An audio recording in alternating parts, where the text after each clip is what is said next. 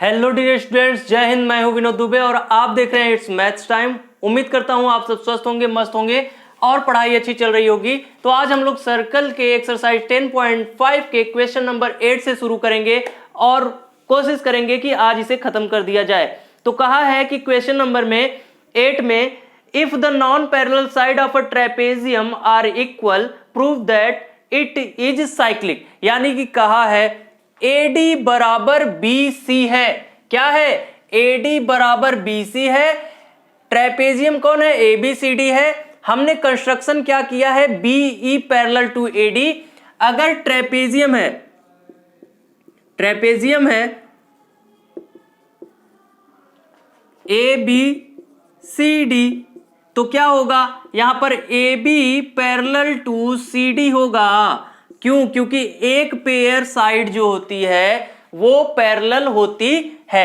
अब हमें बताओ, यहां पर AB पैरेलल टू CD है और BE पैरेलल टू AD हमने बनाया है, तो ABED इज अ पैरेललोग्राम होगा।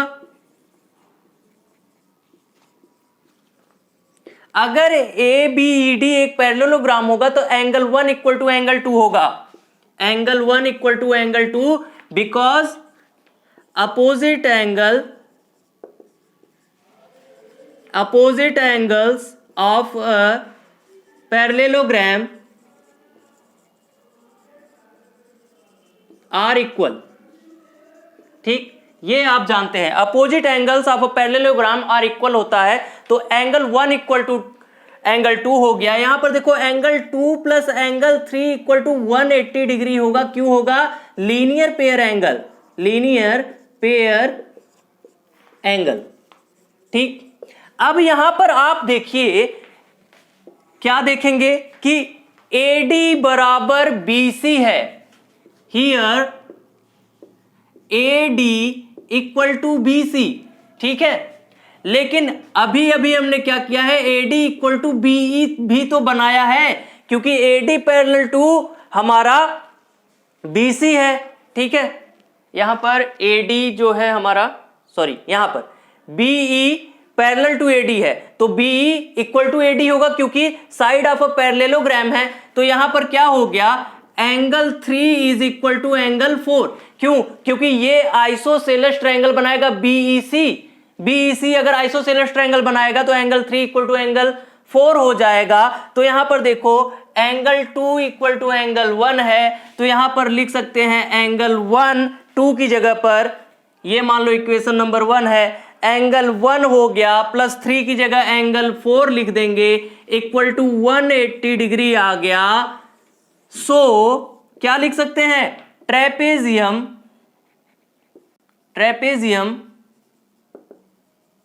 ABCD is cyclic. क्यों हो गया? क्योंकि अपोजिट एंगल का सम जो होता है किसी भी साइक्लिक हमारे क्वाड्रिलेटरल का, वो 180 डिग्री के बराबर होता है। तो ये हमने प्रूव कर दिया। चलिए हम क्वेश्चन नंबर 9 देख लेते हैं। क्वेश्चन नंबर आप 9 देख लीजिए। थोड़ा सा फिगर पर आप ध्यान दीजिएगा क्योंकि फिगर थोड़ा सही से नहीं बन पाया है। यहां पर 2 सर्कल हैं। ठीक है, एक सर्कल जो है, अब देख लीजिए क्वेश्चन में क्या क्या बोलता है कि 2 circles intersect at 2 points B and C। यानी एक सर्कल ये है, एक सर्कल ये है, ये दोनों एक दूसरे को B और C पर इंटरसेक्ट करते हैं। फिर आगे क्या कहता है? Through B 2 line segment ABD PBQ। देखो ABD और PBQ 2 लाइन सेगमेंट कहां से गुजरते हैं? B से, और इंटरसेक्ट करते हैं B पर। तो circle AD and PQ respectively prove that angle ACP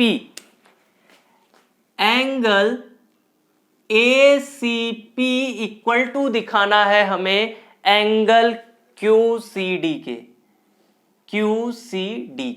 यहां पर आप ध्यान से देखिएगा कि हमने क्या क्या किया हुआ है। सबसे पहले हम कंस्ट्रक्शन में क्या कर लेंगे, यहां हमारा सॉल्यूशन जो है देख लेते हैं। कंस्ट्रक्शन हमारा क्या है? कंस्ट्रक्शन क्या है? Join AP and D Q. ठीक, क्लियर, ज्वाइन कर लिया है हमने ए पी को और डी क्यू को। D Q as a chord, taking D Q as a chord. अब देखो हमें बताओ, ये डी क्यू अगर कॉर्ड हो गया तो डी सी क्यू और क्यू बी डी या डी बी क्यू क्या होगा, इक्वल होगा, क्योंकि angle in the same segment क्या होगा, angle in the same segment. तो एंगल डी बी क्यू कहां है, D B Q equal to Q C D, Q C D होगा। इसको मान लो इक्वेशन नंबर 1। अगर आप एपी को कॉर्ड ले लो, टेकिंग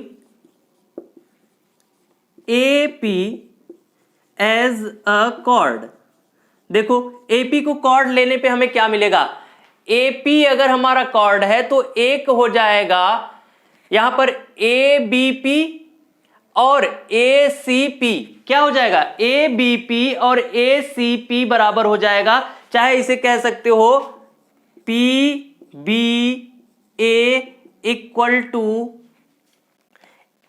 ए सी पी। ये मान लो इक्वेशन नंबर 2। जब देखो डी क्यू को कॉर्ड लिया तो angle in the same segment क्या कहेंगे, angles in the same segment, और यही वाला रीजन यहां पर भी देंगे, यही वाला रीजन यहां पर भी देंगे। जब ये हो गया, अब देखो ए बी डी जो है, A B D and P B Q segment क्या है, line segment. Line segment A B D and P B Q intersect each other at B.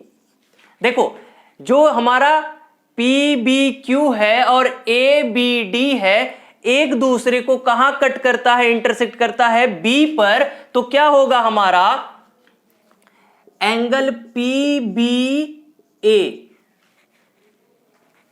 P B A equal to हो जाएगा angle D B Q.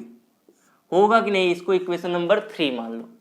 कैसे, देखो ये देखो P B A D B Q कैसे होगा, vertically opposite angle, opposite angle होगा कि नहीं। देखो ये वाली लाइन समझ में आ गई, ये वाली लाइन समझ में आ गई, ये वाली लाइन समझ में अगर आ गई, अगर हम इन्हीं तीनों को ले लेंगे फ्रॉम 1 2 एंड 3, देखो 1 का क्या है, D B Q equal to Q C D है, यहां P B A equal to A C P है, यहां P B A equal to D B Q है। देखो D B Q common, P B A common, तो A C P equal to Q C D होगा कि नहीं, यही proof करना है ना। Angle A C P equal to angle Q C D, A C P equal to Q C D हो गया, हेंस प्रूव्ड। चलिए अब अगला क्वेश्चन देख लेते हैं, क्वेश्चन नंबर 10। देखिए क्वेश्चन नंबर 10 का फिगर कुछ इस तरीके से बना है। क्वेश्चन में हमारे कहा गया है कि जो हमारा 2 सर्कल है उसमें एक ट्रायंगल बनाया गया है ए बी सी, जहां पर ए बी जो है एक सर्कल का डायमीटर है और ए सी जो है दूसरे सर्कल का डायमीटर है। तो बोला है कि ए डी सी जो है हमारा वो एक स्ट्रेट लाइन होगा। तो चलिए स्ट्रेट लाइन कैसे प्रूव करेंगे। अगर हम इस एंगल को, इस पूरे एंगल को 180 डिग्री दिखा दें तो क्या ये स्ट्रेट लाइन हो जाएगा, क्यों नहीं होगा। चलिए दिखा देते हैं। अब देखो यहां पर क्या है, 2 circles are drawn with diameter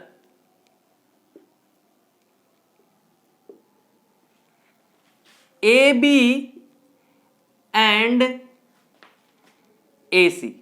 clear? दो सर्कल हैं जो कि बनाए गए हैं AB डायमीटर के और AC डायमीटर के। तो यहां पर क्या होगा हमारा, अब जो AD होगा, here AD will be a common chord। अब ध्यान से देखना, अगर ये जो है ए बी जो है डायमीटर है, तो ये सर्कल जब यहां से जा रहा है तो ए डी मतलब ए डी बी क्या होगा, 90 डिग्री होगा। So A D B equal to 90 degree. क्यों? Angle in a semi circle.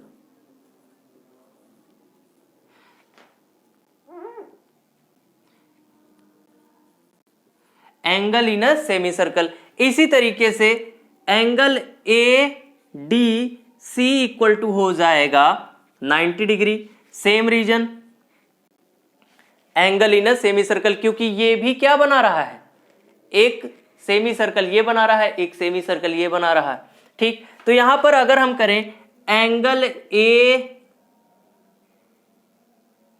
A D C plus angle A D B, तो हो जाएगा 90 प्लस 90 डिग्री। तो यहां पर ए डी सी देखो, ए डी सी और ए डी बी, यानी कि ये क्या हो जा रहा है, angle B D C equal to 180 degree. So B D C is a straight line. ठीक है, यही प्रूफ करना था। चलिए हम अगला क्वेश्चन देख लेते हैं, क्वेश्चन नंबर 11। चलिए क्वेश्चन नंबर 11 का सॉल्यूशन देख लेते हैं। हमारा 11 क्वेश्चन क्या कहता है कि यहां पर जो ए बी सी है और ए डी सी है, ये दो राइट ट्रायंगल हैं, यानी ए बी सी और ए डी सी जो हैं ये दोनों राइट ट्रायंगल हैं, यानी कि ये जो है टोटल 90 डिग्री है और ये जो है टोटल ये भी 90 डिग्री है। अब बोला है कि अगर ये राइट ट्रायंगल हैं और इनमें जो है कॉमन हाइपोटेनस है, ये AC जो है ये हाइपोटेनस जो है वो कॉमन है, तो बताइए यानी प्रूव कीजिए CAD इक्वल टू CBD। क्या दिखाना है? To prove angle CAD equal to angle CBD, यही दिखाना है। चलिए हम देख लेते हैं अपना सॉल्यूशन क्या होगा। यहां देखिए जैसा कि दिया गया है, triangle ABC and triangle ADC are right angled triangle. So क्या हो जाएगा हमारा, angle ABC equal to angle ADC equal to 90 degree होगा, ये वाला 90 डिग्री और ये वाला 90 डिग्री।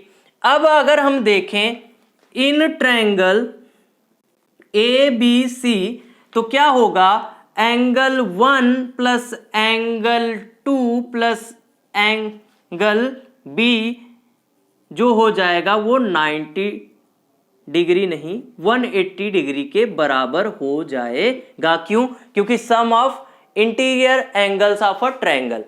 यहां पर देखिए ABC सिर्फ B लिख दिए हैं, तो यहां पर ये देखिए 1 और 2 तो रहेगा ऐसे, 1 प्लस एंगल 2 इक्वल टू हो जाएगा 180 माइनस 90, तो ये मिल जाएगा हमें angle 1 plus angle 2 equal to 90 degree. यहां पर ये मिल गया। चलिए देखिए हम क्या करते हैं, यहां पर जो है ट्रायंगल ले लेते हैं ADC। तो यहां पर भी क्या होगा, angle 3 plus angle 4 plus angle D होगा 180 डिग्री के बराबर। तो angle 3 plus angle 4 equal to हो जाएगा 90 डिग्री के बराबर। ये हमारा हो गया इक्वेशन नंबर 2 और ये हमारा इक्वेशन नंबर 1 हो गया। अभी हमें यहां देखिए मिला है ABC equal to ADC equal to 90 degree. तो हम यहां पर लिख सकते हैं इसे कि angle B plus angle D equal to 90 180 degree. ये मान लो इक्वेशन नंबर A है। क्या है, अब फ्रॉम इक्वेशन 1 एंड 2 क्या करेंगे, एडिंग इक्वेशंस 1 एंड 2 क्या मिलेगा, कर दो। Angle 1 plus angle 2 plus angle 3 plus angle 4 equal to हो जाएगा 90 180 डिग्री। तो यहां पर हो जाएगा एंगल 1 प्लस एंगल 3 एक साथ प्लस एंगल 2 प्लस एंगल 4 एक साथ, ये हो गया 180 डिग्री। तो यहां पर हो गया angle A plus angle C equal to 180 degree. यहां पर देखिए जब angle B plus angle D equal to 180 degree मिल गया और angle A plus angle C equal to 180 degree मिल गया, इसको मान लो इक्वेशन नंबर B। सो क्या हो जाएगा, ABCD is a cyclic quadrilateral. क्या हो जाएगा, साइक्लिक क्वाड्रिलेटरल हो जाएगा। अब जब जैसे ही ये हमें साइक्लिक क्वाड्रिलेटरल मिला तो हम लिख सकते हैं angle CAD equal to angle CBD।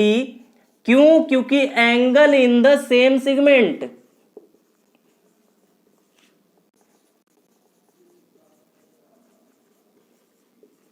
ठीक, उम्मीद करता हूं यहां तक आपको दिख रहा होगा।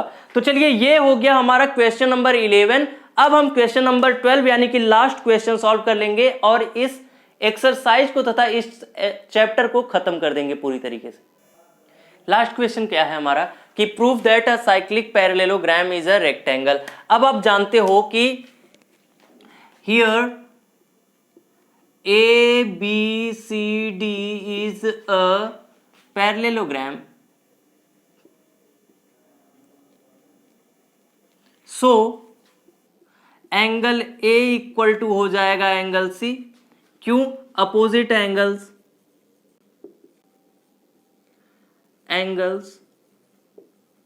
ऑफ अ पैरेललोग्राम होता है। ठीक, अब ABCD इज साइक्लिक। सो क्या होगा, A plus C equal to होगा 180 डिग्री। अभी हमने देखा है कि A की जगह C लिख सकते हैं या C की जगह A लिख सकते हैं, तो A plus A equal to 180 degree और एंगल 180 डिग्री। तो यहां पर हो गया A इक्वल टू 90 डिग्री। अब देखो हमें A इक्वल टू 90 डिग्री मिल गया, इसी तरीके से हम दिखा सकते हैं B इक्वल टू 90 डिग्री, इसी तरीके से हम दिखा सकते हैं C इक्वल टू 90 डिग्री और इसी तरीके से हम दिखा सकते हैं कि D इक्वल टू 90 डिग्री। तो सिमिलरली